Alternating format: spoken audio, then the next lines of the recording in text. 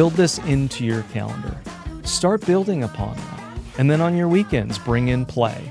Bring in something that's an activity that's 30 minutes and build upon that.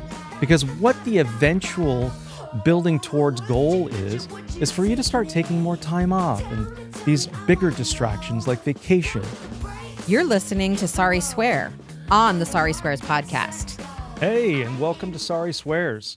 Well, today I'm going to be talking about play and creativity and how they are intertwined. And you need one without the other, or one to create the other, or one to fuel the other.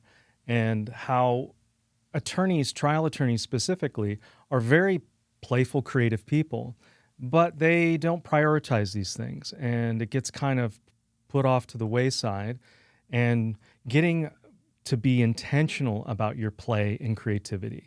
And I'll get into how to do that and how important this really is. You're in such a stressful profession. I mean, come on.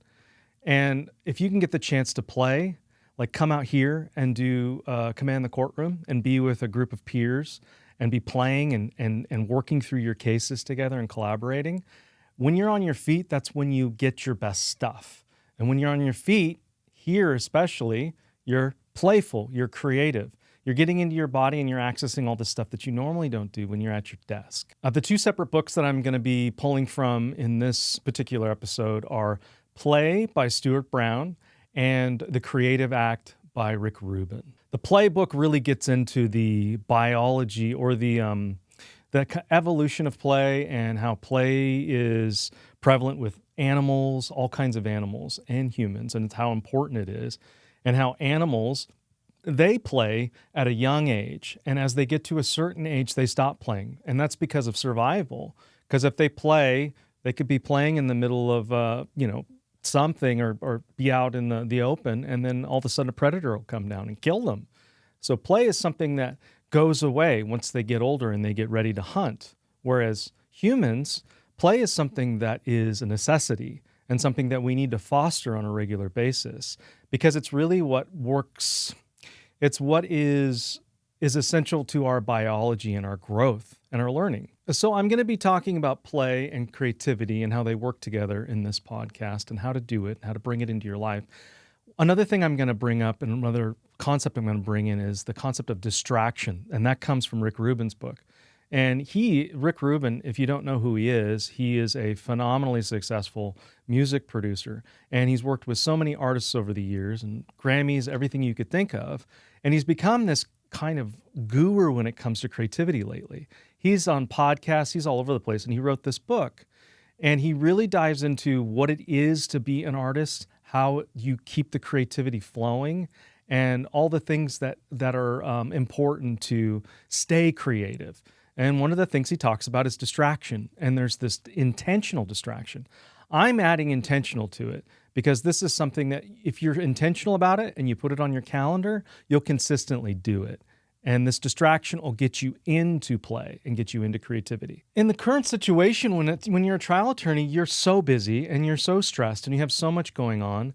There's so many things like even thinking about play or creativity. It's a when I'll get to it, or I don't have the time for that, or that's not the most important thing. I mean, the holy grail to y'all in the trial world is preparation. I hear it all the time with my clients. Well, I just need to prepare more. Well, if I was just 100% prepared, I just need to be prepared. Don't get me wrong, preparation is important. But what if your preparation was more playful? What if your preparation was more playful and it fueled creativity in your work? That's what we want to get to. That's what we want to get at. So being able to get on your feet, be playful, get creative while you're preparing. I just talked about Command the Courtroom. That's a big reason why we have you get on your feet and act these things out. I mean, there's the learning pyramid that we talk about in our Command the Courtrooms and a lot of our trainings. And the way it's drawn out is, think of a pyramid or a triangle. The top of the pyramid, the point is 5% of learning. And 5% where you take away the learning is in CLEs, certain things that you all go to where you're just basically sitting down and somebody's talking to you and teaching, and that's it. So when it comes to that, you get 5% that you take away from that learning. Then there's the 20%, which is if there's visuals involved. You get to 50% when you're actually role playing and acting out the things that you're learning. When you get into 80 and 90%, you're actually role playing and teaching. And we do that here. That's what we do at these Command the Courtrooms. You got to come out and come to one of these. They're fantastic. The one we have next is in September. I believe it's the 23rd. We can put that in the show notes. But definitely come out to one of these Command the Courtrooms to get on your feet and play and get creative. So one of the major issues in your profession is that you are so overwhelmed, overworked, and focusing on something like I have to be 100% prepared. Well, what this does is this wears you out and it makes you more open to brain attacks, especially if you're thinking of something like, I need to be 100% prepared. Well, then scarcity comes in because what if you aren't, which you never will be? And then you start getting thrown off. The saboteur starts coming in, limiting beliefs start coming in, and then there's really no room for creativity. So what I'm getting at here is creativity needs to come first. You need to put it first. You need to pull yourself away from these long hours and these hyper-focused sessions of preparation. Now, you may be asking, how do I do that? Well, I'm going to get to that. Well, let me read from the book Play for a second to kind of give you an idea of what this is all about. Biologists, psychologists, social scientists, and researchers from every point of the scientific compass now know that play is a profound biological process. It has evolved over eons in many animal species to promote survival. It shapes the brain and makes animals smarter and more adaptable. In higher animals, it fosters empathy and makes possible complex social groups. For us, play lies at the core of creativity and innovation. Of all animal species, humans are the biggest players of all. We are built to play and built through play. When we play, we are engaged in the purest expression of our humanity, the truest expression of our individuality. Is it any wonder that often the times we feel most alive, those that make up our best memories, are moments of play? Now, just reading that, let that one sit for a little bit. Play fuels creativity. Play is something that's so essential in us. I'm going to go so far as to say play is just as important as breathing, sleeping, eating, sex. Well, maybe not as important as that. Anyway, play is very important, and I think I've illustrated that so far, but let me talk about how you can start bringing it more into your life. So let's talk about incorporating distraction into your work. So the way the brain is wired, the way it works is if you want to be productive, let's say, you need to work in 90 minutes to 2-hour blocks. And that's the way we work here, and that's the way we teach. All of our calls, all the things we do in person, we do it in 90-minute blocks. And that is for peak performance of the brain. Once you start getting beyond 90 minutes, 2 hours, your brain just starts wearing out, and it needs to be rebooted. So to reboot it, you need to distract yourself. You need to get up, go do something different, walk around, spend 5 to 10 minutes away from your desk and change the scenery, and then come back.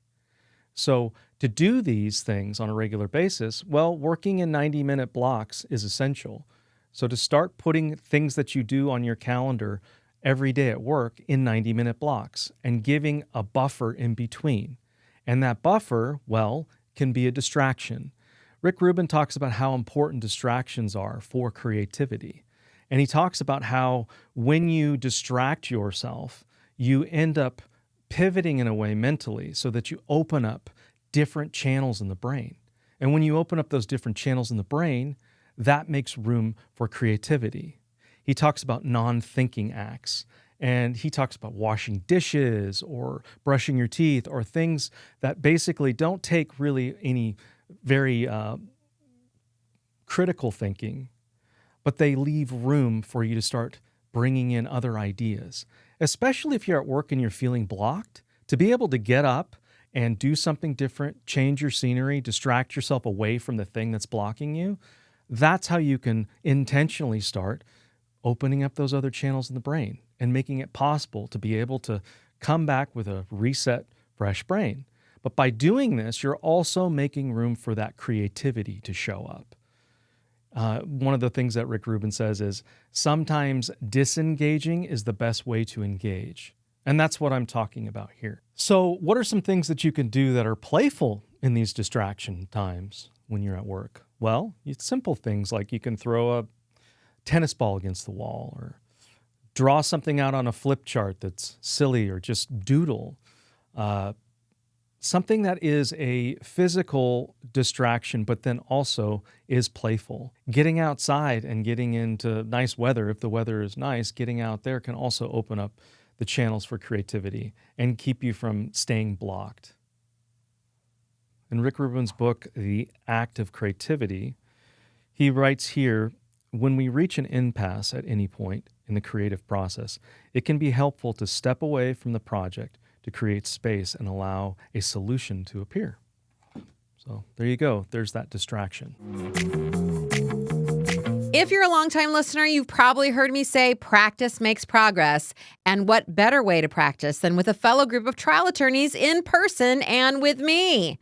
Our 2-day Command the Courtroom Masterclass sessions put the H2H method into action, and I'm there every step of the way with live coaching and feedback and finish mama fierceness. And don't just take my word for it. Here's what PI attorney Sean had to say about our 2-day masterclass. My biggest takeaway is that I now have a new approach as to how I'm going to enter the courtroom.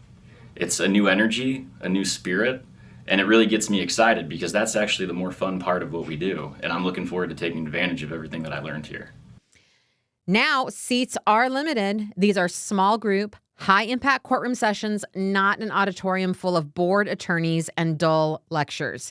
If you want to change the way you go to trial and turn your practice into progress, visit sariswears.com/masterclass to register for a 2026 class today. That's sariswears.com/masterclass. I'm going to say that your job requires creativity. At least if you want to be the kind of trial attorney that I know you want to be. Creativity will set you apart from others. There's plenty of people out there that chase what other method and do what other things that say get results. But when you start being able to take all of that information in that you're learning and get creative and create your own ways of approaching trial, working with your clients, all kinds of things that are connected to your work, it really sets you apart. And this isn't just a setting apart. This is all about fulfillment. If you want to have a more fulfilling life, less stress, less overwhelm, prevent burnout, well, being able to take breaks like this and do playful things. And it's not just these little distractions I'm talking about. Being able to start playing in your life more, scheduling these things, calendaring these things. I know so much of this just seems like play. Whenever I get the time, I'll do it. But play is essential. Play is going to keep you going. It's going to keep your batteries charged and your reserves filled. So start thinking about things that you really maybe don't do anymore or miss that you want to start doing that are playful. I mean, it can be pickleball. It can be acting classes. It can be coaching your child's little league team, whatever it is, but something that's playful that you've been putting off. And make a list of these things. Make a list of these distractions first, these ones that you start doing when you take that break, when you take that brain break in the middle of the day, something that's a playful distraction or something that's a non-thinking distraction, like Rick Rubin talks about. And then going from that list, start building on things that are playful that you can start calendaring and putting in your life. This is something that once you start doing it, you're going to start getting pretty damn addicted to this thing. Different than, say, the regular buffering that you do every day. Like, say you're at work and you're stuck or you're tired of working, you're burnt out a little bit and you just need a little break. So then you just scroll social media. Or God forbid you get a opposing counsel email that comes in and you fire back with some really lashing email and feel like crap after you do it and exhausted. These are the kinds of things that happen when you're buffering and you're not giving your brain the breaks that they need. You start getting downright resentful and angry. Let's stop that. Let's stop buffering. Let's start doing things that fuel us. And these playful activities are definitely going to do that. And the more playful things you're doing, the more creative you're going to get. So start putting this on your calendar. And I recommend that you have a regular routine of this. So if you do this every 90 minutes to 2 hours, you have this blocked out on your calendar that you get up and you break, you breathe, you do something playful, you open up that channel in your brain for creativity, then you come back. If you have that on your calendar, start blocking out things on your weekend. And that's the jump from these little distractions during the day to open up your brain and to bring in play and creativity. This is something to build upon. It comes from Atomic Habits.